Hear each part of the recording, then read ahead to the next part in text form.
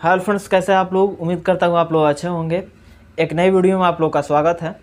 दोस्तों, इस वीडियो में हम बताने वाले हैं कि उत्कर्ष स्मॉल फाइनेंस बैंक से एक बड़ा अमाउंट लोन कैसे ले सकते हैं, एक बड़ा बिजनेस लोन कैसे ले सकते हैं, पर्सनल लोन कैसे ले सकते हैं। बहुत सारे लोगों के मन में यही रहता है कि समूह लोन क्या बैंक जो है उत्कर्ष स्मॉल फाइनेंस बैंक जो क्या ये केवल समूह लोन देती है? नहीं, ये बिजनेस लोन भी देती है। लेकिन बहुत सारे लोगों को ये पता है लेकिन ले नहीं पाते हैं। तो इसमें जो है ना, इसमें बताऊंगा कि किस प्रकार से इसमें जॉब वाले बड़ा एक लोन ले सकते हैं। आप प्लस में जो इसमें समूह लोन से पहले जुड़े हुए हैं वो लोग किस प्रकार से इसमें बड़ा अमाउंट ले सकते हैं, सभी जानकारी इस वीडियो में देंगे। वीडियो में लास्ट तक बने रहिएगा। आगे बढ़ने से पहले आप लोग छोटा सा रिक्वेस्ट है कि अभी तक मेरे चैनल को सब्सक्राइब नहीं किए तो सब्सक्राइब कर लीजिएगा और बेल आइकन को प्रेस कर लीजिएगा ताकि सभी नोटिफिकेशन आप लोगों को मिलता रहेगा। दोस्तों, सबसे पहले आप लोग इस वीडियो में लास्ट तक बने रहिएगा क्योंकि इसमें बहुत ही इम्पोर्टेंट लास्ट में बताने वाले हैं।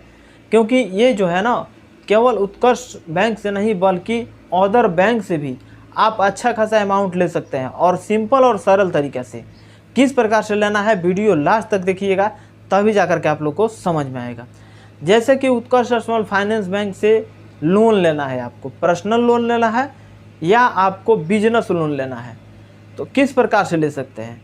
सबसे पहले आपको क्या करना है कि इस उत्कर्ष स्मॉल फाइनेंस बैंक से आपको फैमिली में से किसी भी मेंबर को यानी लेडीज को समूह लोन में इंक्लूड करना है, जोड़ना है छोटा अमाउंट लेकर के। या आपके फैमिली में पहले से उत्कर्ष स्मॉल फाइनेंस बैंक में अगर कोई लेडीज जुड़ी हुई है, जैसे कि आपकी माँ है, आपकी पत्नी है, आपकी भाभी है, कोई जुड़ा हुआ है, कुछ दिन से जुड़ा हुआ है, और वो अमाउंट जो है, क्योंकि अमाउंट जो है छोटा अमाउंट देता है पहले 30,000, 40,000, 50,000 पहले देता है। उसके बाद से उसको बढ़ा करके क्या करता है 75,000 तक ले जाता है। तो अगर आप 75,000 तक पहुँच गए हैं 75,000 तक, तब तो कोई दिक्कत नहीं है।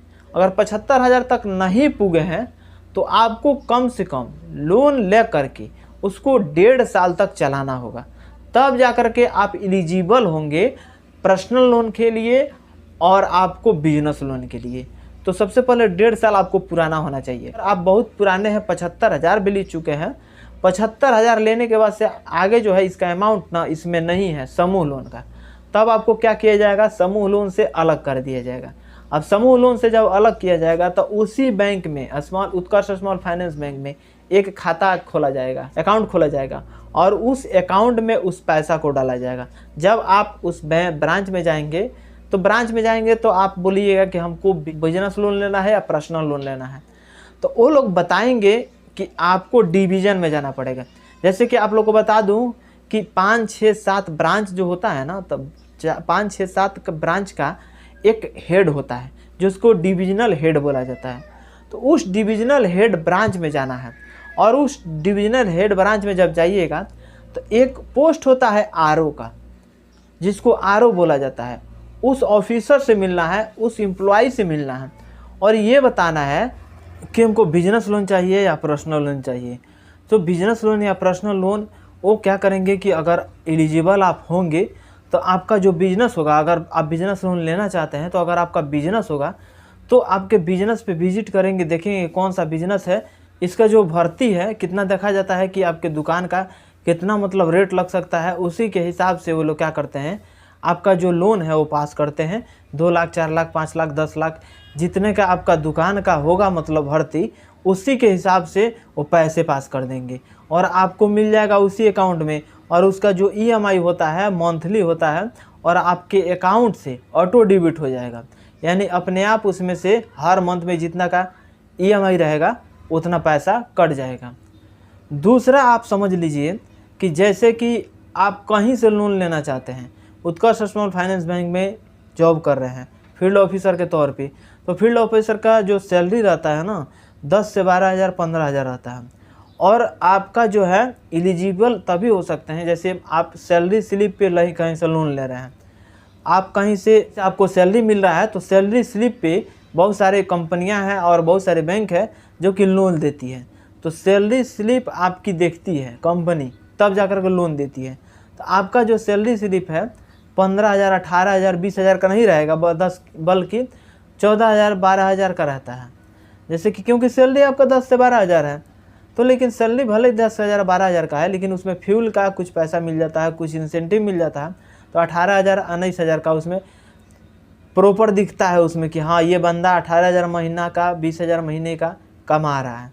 वो पैसा के तौर पे, उस पैसा के हिसाब से 2 साल का सैलरी स्लिप और प्लस में 2 साल का बैंक स्टेटमेंट, 2 चीज़ आप जमा करिएगा। सैलरी स्लिप जमा करिएगा, बैंक स्टेटमेंट जमा करिएगा, और सैलरी अकाउंट जो होता है उसी का बैंक स्टेटमेंट चाहिए। ये 2 चीज़ अगर किसी भी बैंक में जमा कर देते हैं, जैसे कि HDFC, एक्सिस बैंक और ICICI बैंक, अगर ये चीज़ 2 साल का प्रॉपर जमा कर देते हैं और सैलरी में दिखाया जाता है 18,000 प्लस सैलरी, 18,000 देखने के लिए तो 18,000 नहीं मिलता है, क्योंकि फ्यूल का भी रहता है ना उसमें। तो अगर कंपनी देखती है तो आपका जो पैसा है वो पास कर देती है 5 लाख 10 लाख, तो उसको लेकर के आप बिजनेस भी सेटअप कर सकते हैं। आप बिजनेस 10 लाख 5 लाख में अच्छा खासा एक बिजनेस कर लीजिएगा, जिससे आप महीने का 25 से 30,000 रुपये कमा सकते हैं बिंदास। बाकी इससे रिगार्डिंग और अगर कोई भी जानकारी आपको चाहिए तो कमेंट बॉक्स में ज़रूर कमेंट करके बताइएगा। दोस्तों के पास शेयर कर दीजिएगा, एक लाइक कर दीजिएगा। मिलेंगे अगले वीडियो में। आज के लिए बस इतना ही। जय हिंद।